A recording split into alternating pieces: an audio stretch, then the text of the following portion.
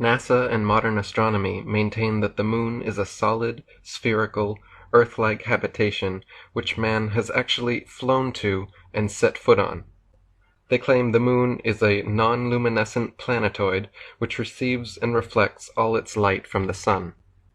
The reality is, however, that the moon is not a solid body.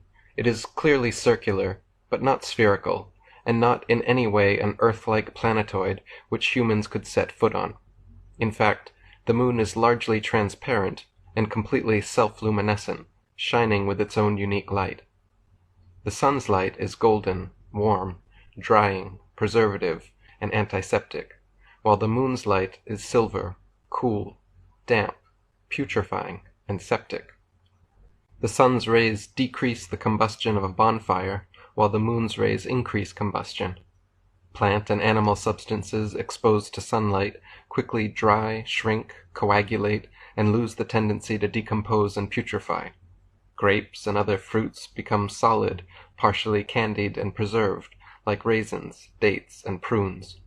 Animal flesh coagulates, loses its volatile gaseous constituents, becomes firm, dry, and slow to decay. When exposed to moonlight, however, plant and animal substances tend to show symptoms of putrefaction and decay.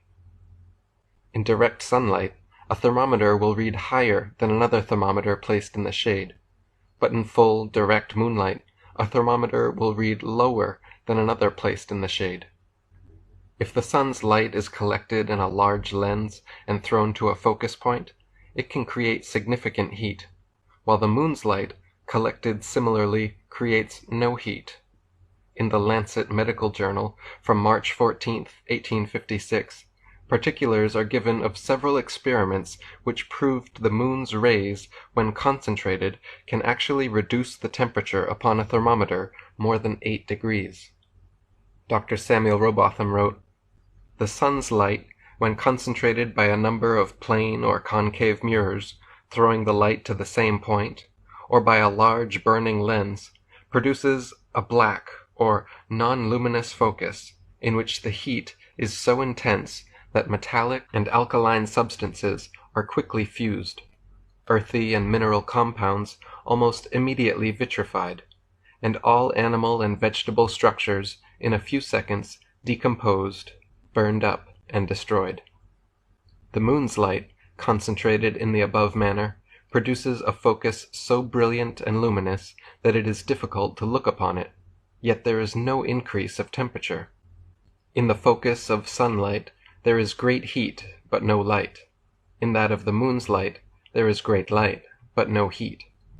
David Wardlaw Scott wrote, "Light which is reflected must necessarily be of the same character as that which causes the reflection.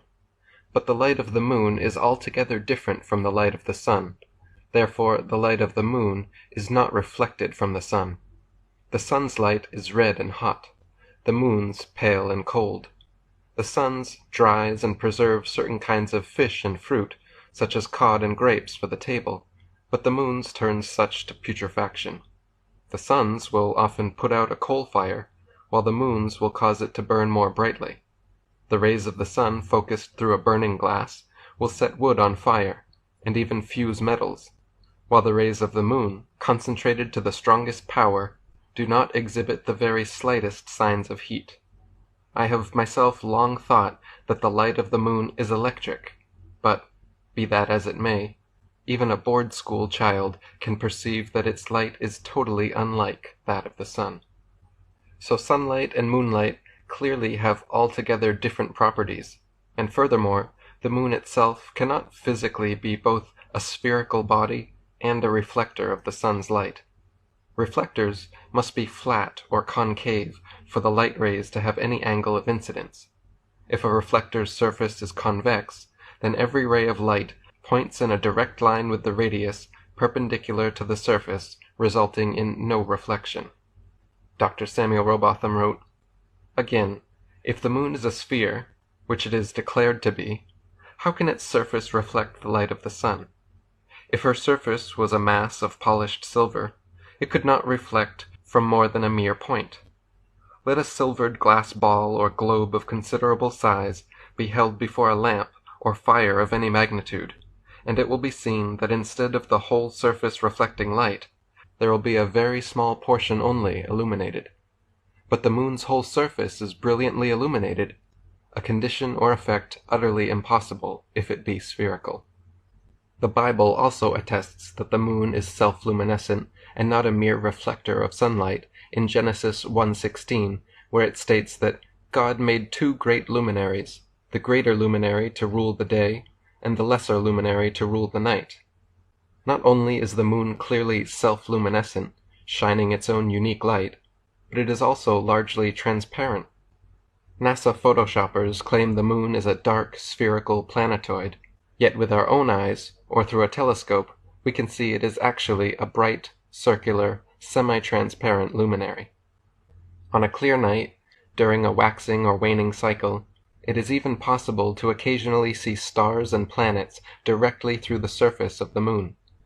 On March 7, 1794, 4 astronomers, 3 in Norwich, 1 in London, wrote in The Philosophical Transactions of the Royal Astronomical Society that they, quote, saw a star in the dark part of the moon, which had not then attained the first quadrature, and from the representations which are given, the star must have appeared very far advanced upon the disk.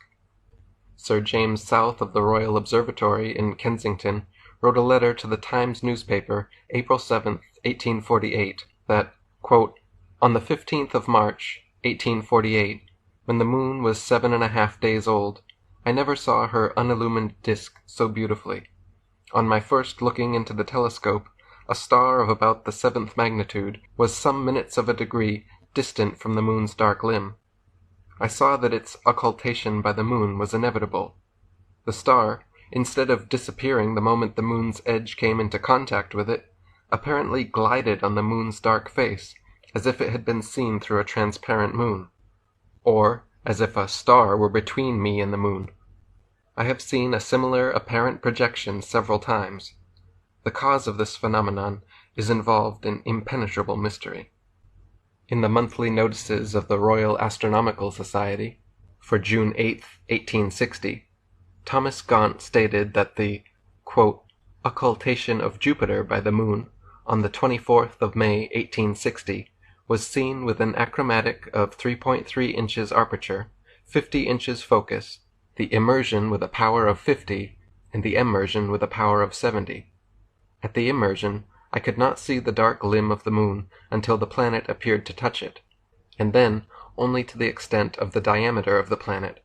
But what I was most struck with was the appearance on the moon as it passed over the planet.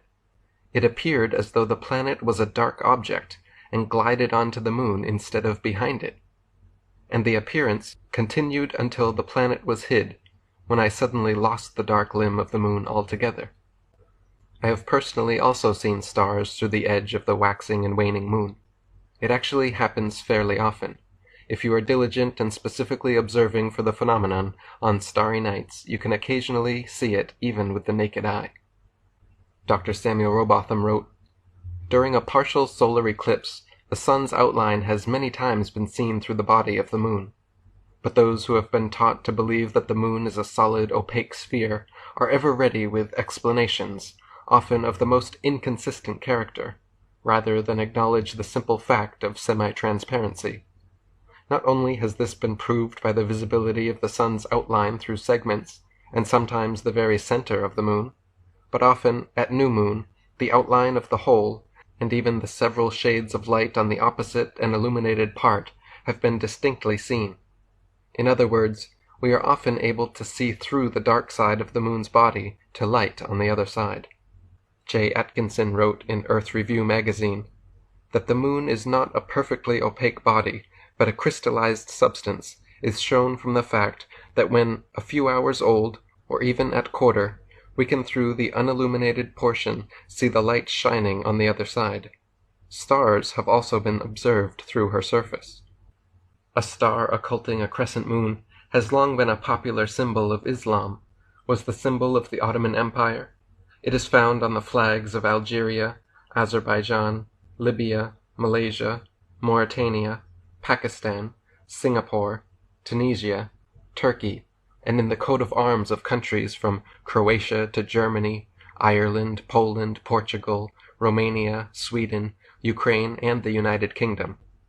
Its origins can be traced back thousands of years to ancient Hindu culture, where it is found in the symbol for the word Om, the primary name for the Almighty, representing the union of god Shiva and goddess Shakti. Why the symbol has carried such widespread historical significance is open to interpretation, but regardless of interpretation, the image of stars occulting the moon has long been a prevalent and meaningful picture.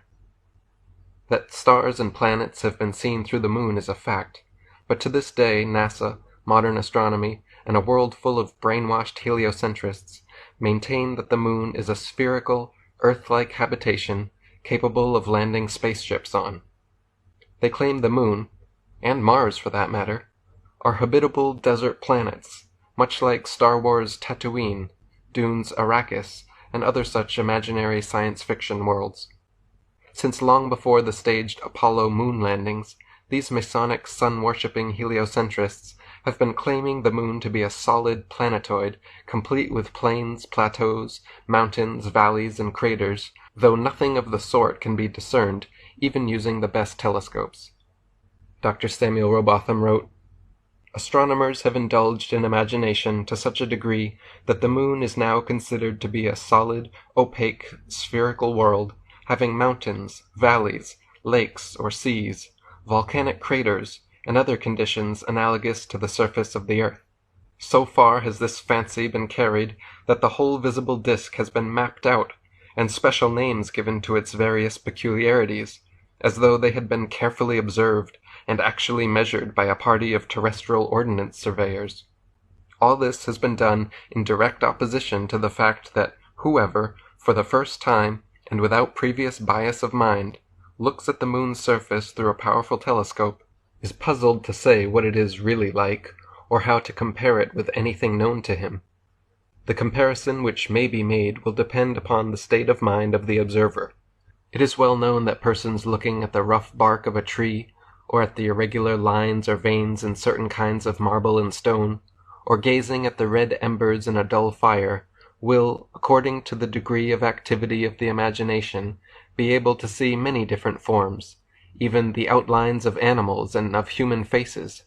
It is in this way that persons may fancy that the moon's surface is broken up into hills and valleys, and other conditions such as are found on Earth, but that anything really similar to the surface of our own world is anywhere visible upon the moon is altogether fallacious.